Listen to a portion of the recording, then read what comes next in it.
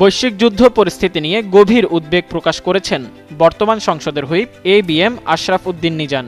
তিনি আশঙ্কা প্রকাশ করে বলেছেন, চলমান বৈশ্বিক সংঘাত যদি দ্রুত বন্ধ না হয়, আগামী 2 মাসের মধ্যে ঢাকা শহরের বিপুল সংখ্যক মানুষ নিরাপদ আশ্রয়ের খোঁজে স্থানান্তরে বাধ্য হতে পারে। শুক্রবার কুমিল্লার লাকসাম দক্ষিণ বাইপাস এলাকায় অবস্থিত ধামইচা জামে মসজিদে জুমার নামাজের পূর্বে সংক্ষিপ্ত বক্তব্যে তিনি এসব কথা বলেন। হুইপ আশরাফ উদ্দিন নিজান বলেন, বিশ্বজুড়ে চলমান এই অস্থিরতা ও যুদ্ধ পরিস্থিতি কেবল আন্তর্জাতিক নয়, বাংলাদেশের অভ্যন্তরীণ স্থিতিশীলতার উপরও চরম প্রভাব ফেলতে পারে। তিনি সতর্ক দিয়ে বলেন, বিশ্বব্যাপী এই সংঘাত অব্যাহত থাকলে বাংলাদেশের পরিস্থিতি 1971 সালের মুক্তিযুদ্ধের সময়ের চেয়েও ভয়াবহ আকার ধারণ করতে পারে। তাই এখনই সচেতন হওয়া প্রয়োজন। এছাড়া বক্তব্যে তিনি দেশের জনগণকে অদ্ভুত পরিস্থিতি মোকাবেলায় মানসিকভাবে প্রস্তুত এবং আগাম সতর্ক থাকার আহ্বান জানান।